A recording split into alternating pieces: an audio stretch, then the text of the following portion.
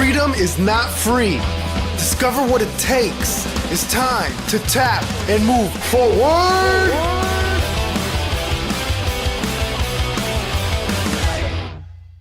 Hello and welcome to Tap and Move Forward. I'm your host, Lynn Shelley. Today's guest wanted to help veterans long before she had any military experience. She used music to support her dad when he was healing after he was hit by a suicide bomber while deployed. She became a music therapist to continue to support veterans and later decided to join the Army to better understand and connect with the people she served. For today's Skill Set Challenge, Celsie talks about the impact music has on our mood and how it is helpful to have different playlists available to help you navigate those moods. Personally, I have 9 different playlists with different styles of music for different moods. For today's challenge, make at least one new playlist for something that inspires you, like a playlist that makes you smile, or one that inspires you to work, or one that is calming. Take the challenge and share one of your favorite songs and what emotion it inspires on the Tap and Move Forward website or social media sites. Now the interview with Celsie Long. Why did you join the military and how old were you? I didn't join the military until I was 23 or 24. My dad's in the military, and so I kind of grew up with the Army vibes in my fam. When I was 14, my dad was in the military and he was deployed to Afghanistan. And while he was over there, we come from a very patriotic family. My brother had always wanted to be in the military. My dad was in the military. We come from a long line of military members in my family. And so when he was deployed to Afghanistan, while he was there, he was actually hit by a suicide bomber. And he had to do rehabilitation at the San Antonio Burn Clinic for about a year. He could fly home and fly back, but he had 2nd or 3rd degree burns on his face and his hands. Wow. So he had a lot of rehabilitation to do. And we would go down and visit him, and we played the piano for him. Me and my siblings were all classically trained pianists. So we played the piano for him, and we saw how relieving it was for him to hear the music. And all the soldiers at the burn clinic that were staying down there, they would like kind of filter to the piano. And for a minute, you could tell that their pains were kind of gone as they listened to the music. So then I was like, oh wow, like there's something to music. Like I want to use music to help this population. So as I got older, I found the music therapy program. I became a music therapist with the goal to work with soldiers. Wow. So the reason I joined is because as I started working with soldiers, I realized I really didn't have the understanding of their culture. I had it from like a child's perspective. You know, I saw how it was with my dad being in the military, but I never had my own experiences. So I didn't join until I was 23 or 24. It was when I was like, whoa, I needed this experience to better my civilian career. Did you already have your degree then? Mm-hmm. So I already had my degree. I'd finished school. I started working at a hospital that serves military. And just talking to the military, I was like, wow, this is a whole other culture that I need to step into even further. So. And then you joined reserves? Yeah, so I joined the Army Reserve in August of 2015 or 16. I don't remember. So you could still work while getting that military education. Mm-hmm. Yep. So I left for training and I came back from training and worked for about 4 months and then I deployed. And so I got the deployment experience right off the bat also. What was your first job? In the military? Yes. My first job in the military, I'm human resources. I'm in a postal unit. So on deployment, we did postal work is what we did, taking people their mail and stuff. Basically the Santa Claus of the Army. The Santa Claus. Everybody's really excited to get their mail. So do you like that job? Yeah, I love that job. When I initially chose my job, I chose human resources, and I didn't realize it was a postal unit. So when I went to sign the dotted line, they're like, oh, and it's postal too. And I was upset. I was like, I don't want to be postal. So I could have chosen a new job, but I was like, I'll just give it a whirl. And I'm so glad I did. Yeah, it's a good job. And I had some awesome experiences on deployment because of it. Where did you deploy? I did the first 3 months in Kuwait, and then I did like 6 months in Iraq. So how was that experience for you? with anything, it has its ups and downs. I think that's how your whole military career is, ups Sure. and downs. And that's pretty much how deployment was too. It had some really good highlights and some really hard times, but at the end of the day, I look back on deployment and I'm so glad how it happened and what happened, and it was a really good experience. How did you deal with the stressors of the deployment? There's a lot of stressors that you don't realize you're going to have on deployment. Mm-hmm. I'm sure there's just those stressors you don't expect to happen, like feeling like you need to do more. Like I always felt like I needed to do more. And so a way to deal with stressors was to do exactly that, to do more. So I would play music and try to do things that was going to better my civilian life when I got home. So to deal with stress over there, I take time for myself and play music and take classes online and just kind of do things that I knew were going to be productive when I got home. I really like that. That's one of my, I guess that's one of my favorite ways of dealing with stressors in life in general. Mm-hmm. Yeah, might as well be productive. Are there things that, coming from such an extensive military background, were there things that really surprised you when you came into the military? Yeah, there are things about the culture that surprised me. And it surprised, and I don't know, this is probably different from back in the day, but like basic training was easier than I expected. And I expected it to be really hard, but they're also changing that culture to make it easier, which is interesting. But yeah, it was easier than I expected it to be. So I think I had set this bar in my head of like, everything's going to be so hard. And then I get there and it wasn't that hard. Yeah. So yeah, and then just little things about the culture that I wasn't expecting. But all in all, it's been pretty much what I expected from what my dad tells me. And yeah.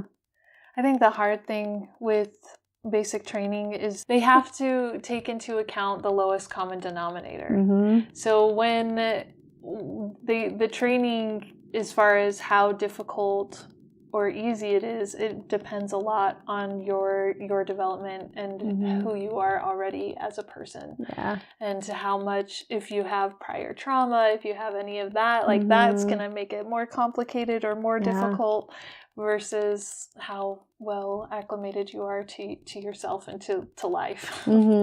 It's true. And I think going to basic training, being a little bit older and having a degree under my belt, I don't know, I feel like a lot of individuals who do join the military are like 17, 18, fresh out of high school.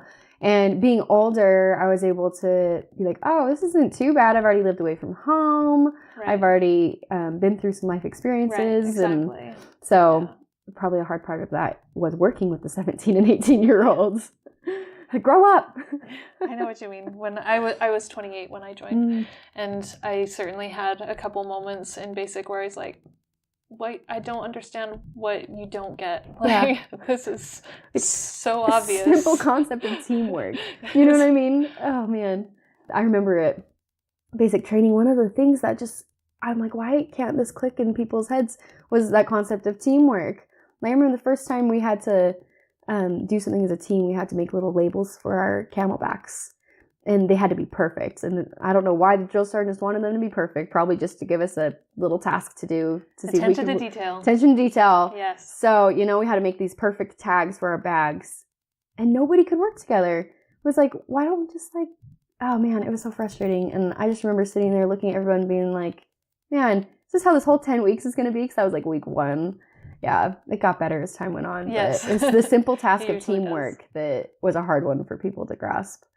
Yeah, some people have even talked about it on the podcast, that you get used to the people that you've grown up with, that are in your immediate community, and you don't necessarily realize that you're going to be thrown into a melting pot of people, random people from all over the country, different backgrounds, different cultures, and you have to learn to work with those people that are from such a different environment than what you're used to.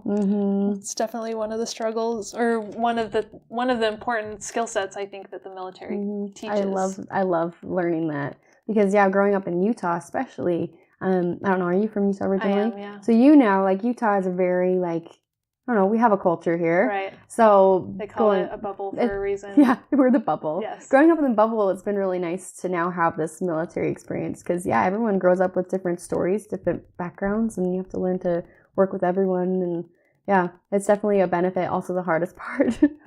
But yeah. A lot of times there are big benefits in the hardest part, right? Yeah. So if you were giving advice to any newly enlisted member, what would it be? I would tell a new enlistee to embrace the suck because not all of it is rainbows, you know? Yeah. The Army has a way of taking fun things and making them not fun. So you just have to find your own fun in it. Like at basic training, whenever they're like, oh yeah, we're going to go do the wall, you know, what is that called when you like jump down the wall? Rappel. Rappel, thank you. When you rappel down the wall, you're like, oh, this is going to be super fun. But then you're standing in line at parade rest for 2 hours in the cold. So they have a way of taking like the fun things and making them not fun anymore. So just embracing the suck and finding ways to make it fun. There were times on deployment where I was like, wow, we've been sitting at the airport for 18 hours. This could suck. But also, you just find those people and you take advantage of those moments. My dad told me before I joined the military, you're going to meet your best friends in the Army. And sure enough, I did. And had I been a hermit and just been like, oh, this sucks, I hate sitting at the airport, blah, blah, blah, I would have missed out on those opportunities. So I would just tell a new enlistee to embrace the suck and find the joy in the little things. That's awesome. I was just talking to a friend about how we think that the people in the Army are so much fun. They are. I didn't realize it before, but now that you're talking about it, it must be because they're in such sucky situations that they learn to make their own fun. It's so true. I love it. Not all the time. We don't have our phones all the time, you know, so we have to go back to that social interaction. Yes. Everybody just in this technology world where they want to be on their phones all the time. But in situations like on deployment and at basic training and stuff like that, you don't always have your phone, you don't have technology. And it's such a blessing because you find ways to make your own fun. Right. Lots of card games, you know. Forced connection. Forced connection. Forced social interaction. So was there any choice for you or were you dead set on the Army? I tried to join the Air Force. Did you? Yeah, I did.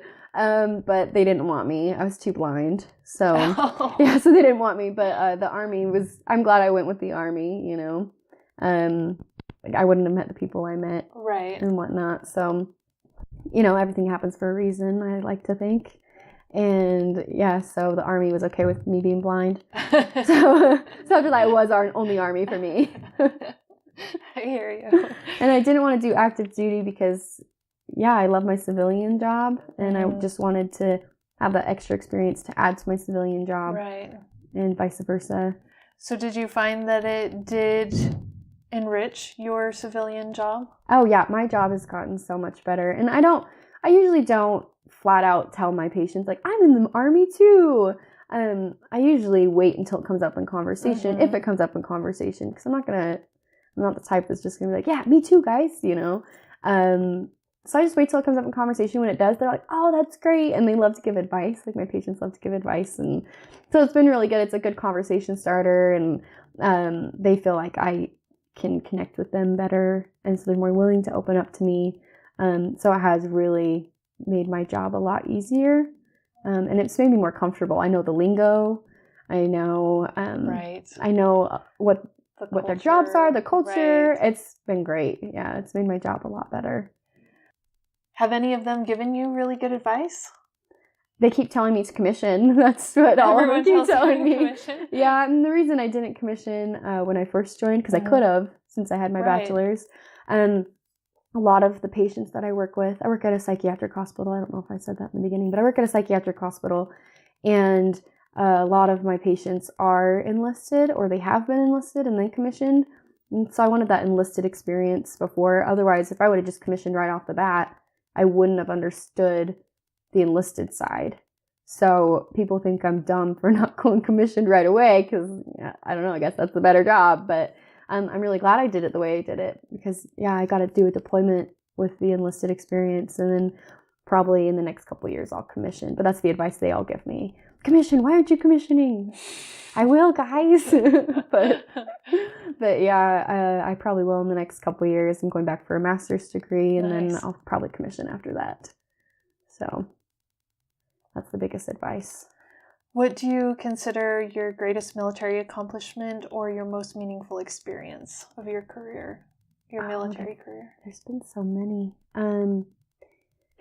Well, when I rewind to back when I first joined the music therapy program, I remember sitting in my interview for music therapy, and the professors that were interviewing me, they asked, what do you want to do with music therapy? And I said, I want to work with soldiers.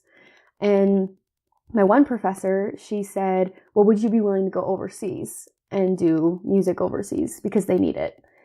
And I was like, yeah, but I never thought it would happen. Honestly, I was like, yeah, I'll do it. But I didn't know how to do it, and I didn't know how to make it happen. But I was able to make it happen because I joined. I was able to go on a deployment, and on deployment, I was able to bring my music over there with me. So I wouldn't do music therapy groups per se because they're my peers. You don't want to do therapy with your peers. But I would do music education courses where I did 2 5-week courses where I educated people, civilian contractors, and it was a coalition base that I was on.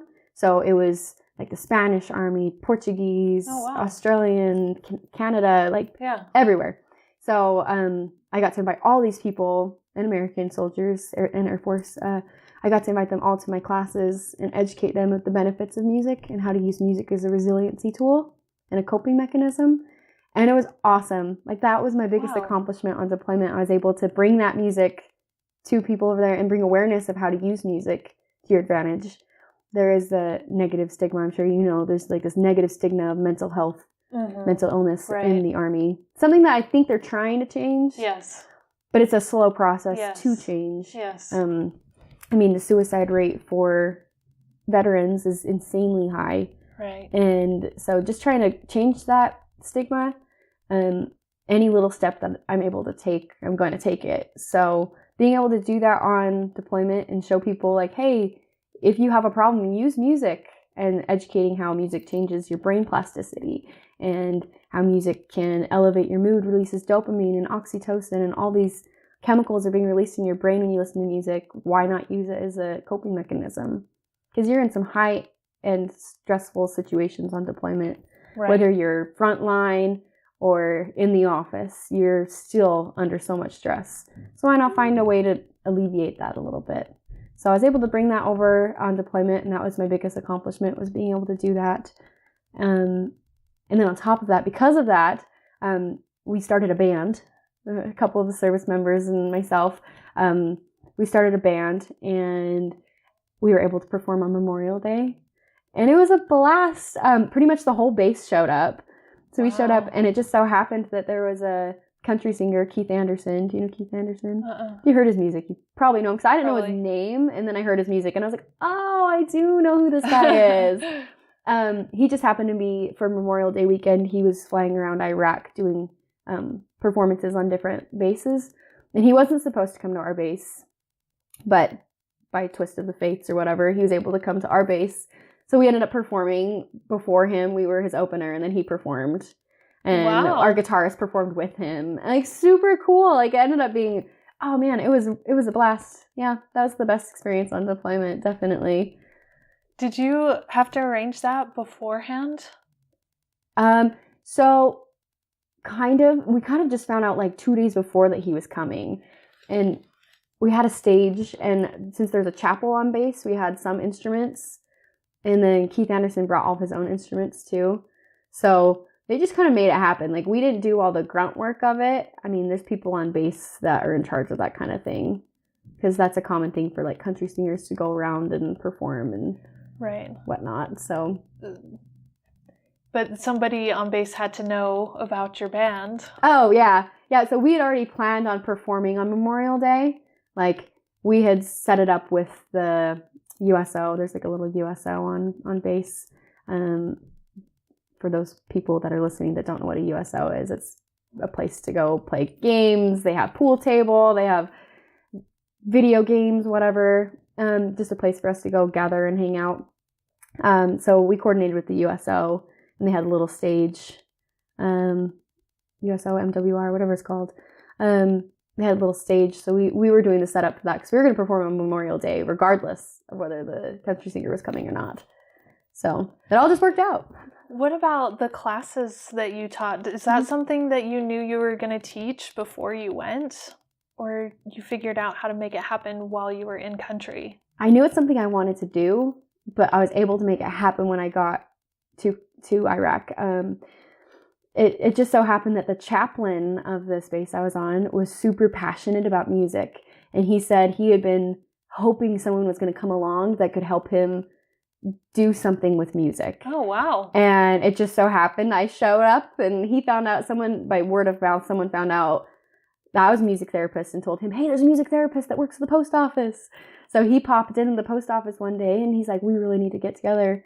So he and I got together and I joined his worship team. So I would play in the church band every Sunday. And then it just worked out. He helped me market my classes. So he helped me make posters and kind of get the word out there. And then he provided the space because I did it at the chapel.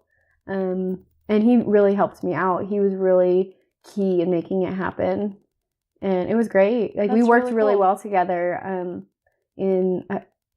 After my classes, we had done a resilience day.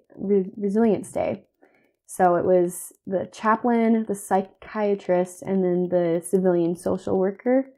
And then myself, we all got together and planned this big resiliency day. And we had the social worker talk about how to cope with loss. And the chaplain talked about some other things. And we all just like married it all together. And it was beautiful. And we tied in that music element at the end. And so it was really fun to work with such amazing people and put together something that can be really useful for soldiers and anybody that's overseas. So if someone is in a really difficult, stressful situation, or they're getting ready to go in deployment, what are some basics of music therapy that they could keep in mind to help them? I think a lot of people use music as a therapy, whether they realize it or not. You hop in your car, turn your music on, like that's an instinct, I feel like. Crank your music, and you're choosing songs constantly that are validating your moods. If you're sad, what do you listen to? Sometimes you listen to a sad song. So I tell people that the best way to use music as a personal therapy is to validate your mood. If you're feeling sad or mad or whatever, like validate that mood. If you're angry, listen to some like angry music, punch dance it out, I don't know, and then counter it by listening to something more positive. So validate and then counter it by listening to one of, say, your favorite songs from high school, you know, whether you're in the mood for it or not, eventually it's going to click and you're like, oh, I feel better. Like this song brings back so many good memories and you're going to feel better. Because like I said, music releases dopamine, which is the pleasure chemical in the brain. So by finding those songs that are going to pull you out of a depressed mood or an angry mood, make playlists. That's what I tell my patients. That's how they can do it when they go home. If they're using music for themselves, make playlists that are going to build you up and instead of tear you down. Right. So noticing how the song makes you feel or what direction emotionally it's taking you. Yeah. Yeah. Really tapping into it. And I feel like it takes some mindfulness too. You have to be mindful of what you're feeling. Yes. So taking a minute to think about like, what am I feeling? My heart's racing. Okay. I'm feeling upset. I'm feeling this, that, the other. Really being mindful of what you're feeling. And like I said, validating it and then moving past it. So that's the best advice I can use for somebody that wants to use music for themselves. And if someone plays an instrument, obviously that's very therapeutic as well. But if you don't play an instrument, listening does the same thing. There's not a one music center of the brain. Music is stored all over the brain. It's one of the few things that utilizes your entire brain, whether you're just listening to it or you're playing it. It's utilizing the entire brain. And so because it's using the whole brain, you're activating these different parts of the brain that can be elevating your mood, that can be educating you, changing the way you think about things. So that's what makes music so powerful, is it's using the entire brain. That's interesting. Yeah. I didn't know that. Yeah, fun facts for the day. Music is powerful. Yes. think anyone would have to agree to that. I don't know. I guess there's a few random people who don't seem to really care about music, but whether they want to believe it or not, though, there's still something going them. on in there. Yeah, that's true. Yeah, for sure. My chief would always say if people had music on that was too heavy, that he would call it "kill your family" music. Oh no! We need to listen to something else other than this "kill your family" music. That's awesome. But then if I'm working out, I love it. I love it because it's like it's motivating. Drive, motivation. Yeah, make it happen. Yeah, seriously. Yeah, and music's kind of a distraction for, like, if you're working out and you're feeling pain while you're working out.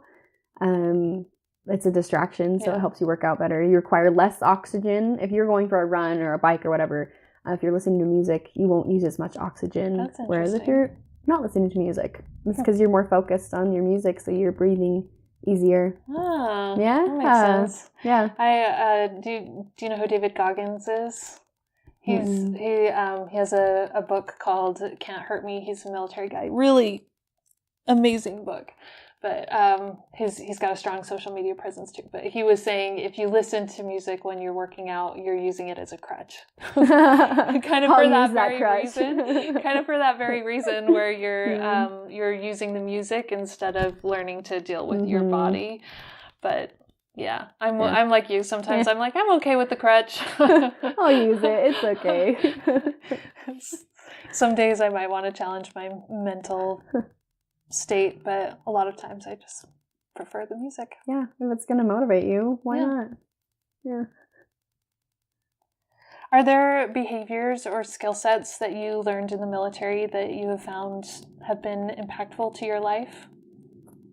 Like we kind of talked about earlier, just that being able to talk to people from different backgrounds, that social skill of being able to talk to other people from different walks of life. That's been a really good thing to learn in the military, and it has applied to my civilian life for sure. I have more of an understanding to people and their backgrounds, where they came from and what they're going through. So that would definitely be the biggest skill set that I've learned, that I'm like, wow, this is so beneficial. It makes the entire experience worth it, just having that social skill. And again, like we talked about, technology is just taking over the world. So being stuck in situations where you're forced to be social. So if anything, the military just creates better social skills. Yes. Yeah. Were there times that you felt really challenged in your career? Yes. Like I said earlier, I am a person that always needs to be doing something. So there are times when we're not doing something because there's people that have to do paperwork, and so we're waiting for the paperwork to be done, or there's times where on deployment things get really slow and you don't feel like you're doing enough. That's the most challenging part for me, is sometimes I don't feel like I'm doing enough. Yeah, that's probably the hardest part about the military career for me, is sometimes not feeling like there's enough going on, feeling like I could be doing more. If that makes any sense. Yeah. I think it makes sense. I spent I'm at a place now where I think I took on too much. I'm like scaling back. But it happens. I understand that desire and that drive to contribute and to want to help push forward the positive. Yeah, being in a constant state of needing more, needing to do more. And that is a good thing about military too, is you're always striving towards that next level. You're always striving towards that next pay grade up. Oh, I want to be a staff sergeant. I want to be this. You're always striving for more. So it's a good motivator. So speaking of that, since you've got your eyes on commissioning, are there things you're doing now to prepare yourself, or recognizing what kind of leadership skill sets you would want to employ as an officer? I've seen a lot of good leaders and I've seen a lot of bad leaders. So just taking mental note of, okay, I don't want to be that kind of leader. I want to be this kind of leader. So taking mental note of that, and then doing things in my civilian life that are going to benefit that. So I'm going to grad school. I'm going into social work. And I feel like that will just make me a better leader, because that's a type of career that you have to be understanding of other people's situations, understanding of why people are acting the way they're acting, and really listening. And I think that's a good skill to have as a leader, is being able to listen to what your soldiers are thinking. So just having that skill of being understanding. I just listened to your last podcast episode with, what remember his name? It was John Salzar? Yeah. Yeah. So listening to that, and he was talking about being a leader, and I was like, yeah, that's good. And you were telling him that he always was a really good listener. Yes. I was like, that's so key in being a good leader, is being a good listener and really hearing where your soldiers are coming from. I know they always say mission first, but I feel like it's your soldiers first. And if your soldiers are taken care of, the mission's going to fall into place. If you have soldiers that aren't being taken care of, then they're not going to be focused on the mission.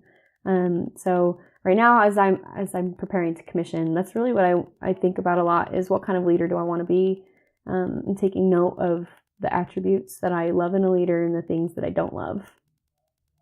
I love that you bring up John Salzar, because when you talk about personable leaders, he's definitely, I've never experienced a leader that's more personable. Yeah. It's so important to have someone that's personable. Yeah. Seriously, if you're trying to work with a leader that doesn't want to listen to like your background and doesn't want to hear what's going on, like, I think that's just selfish. I don't know. It creates a lot of resentment and discord inside of the organization. And it makes it come across more like it's a machine. Like, you're a cog in the wheel, you need to do your part.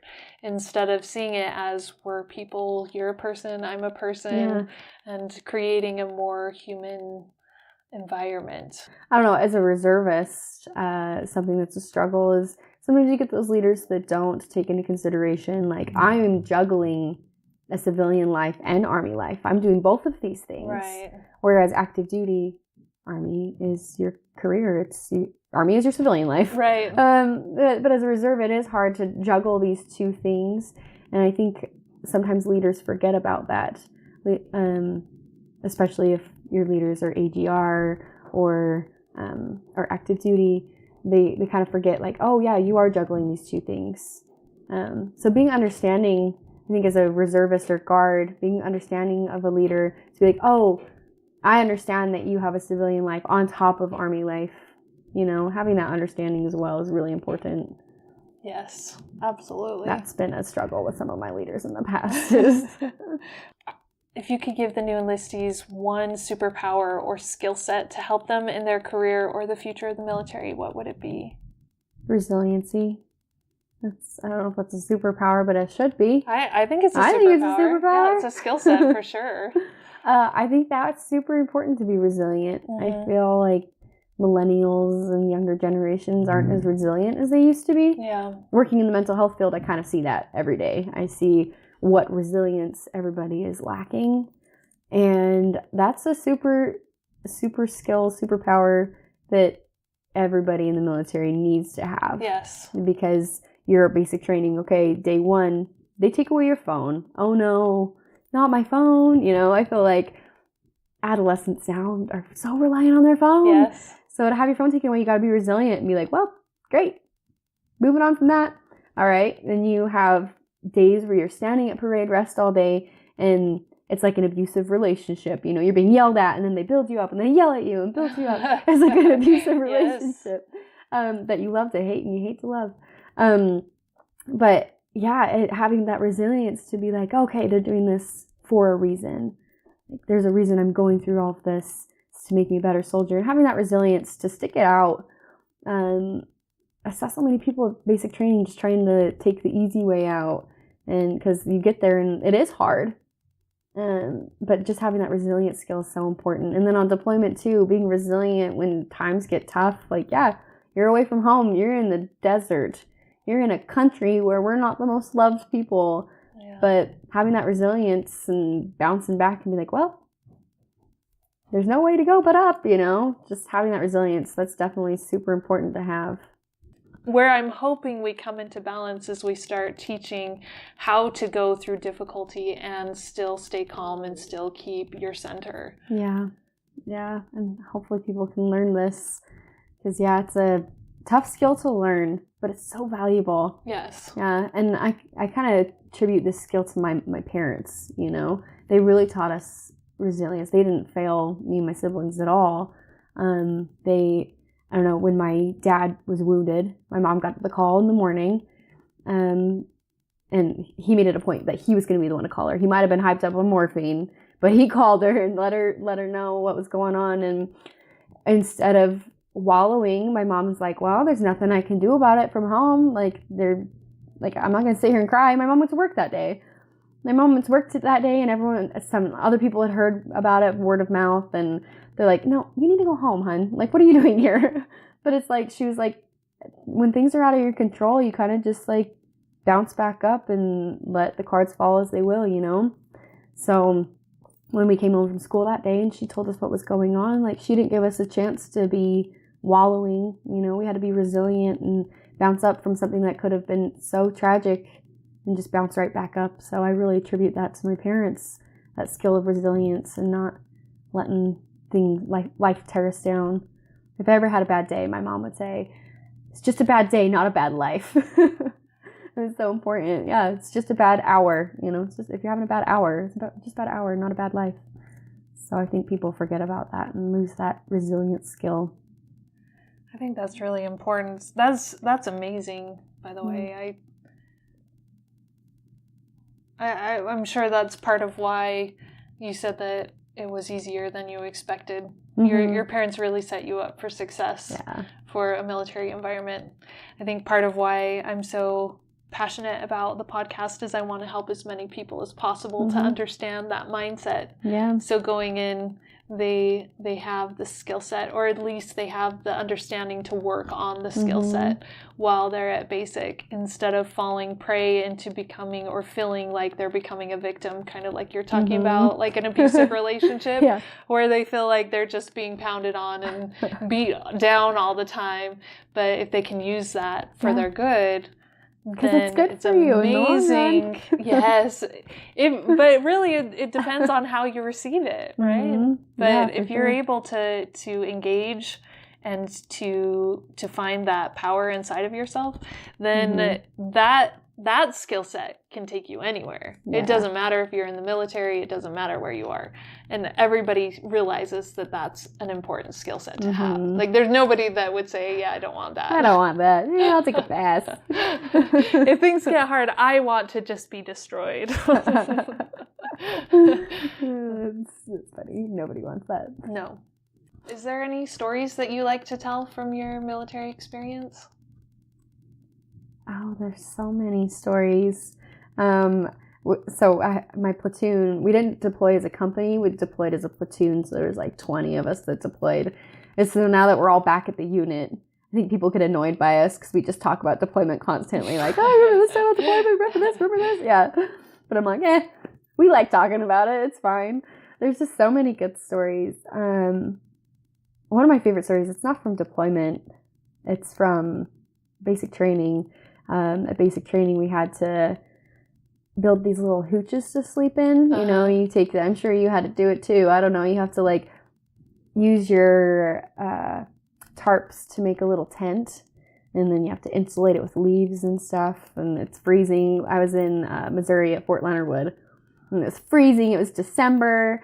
We make these little hooches, and me and my best battle, Keys, is her last name, good old Keys. She and I made our hooch, and we like crawl in there. It's freezing. It was the coldest night I probably ever experienced. We have our fleece on, and it's like the fleece is forbidden unless, like at basic training, they don't let you wear your fleece hardly ever. They let us wear our fleece that day, the fleece jackets.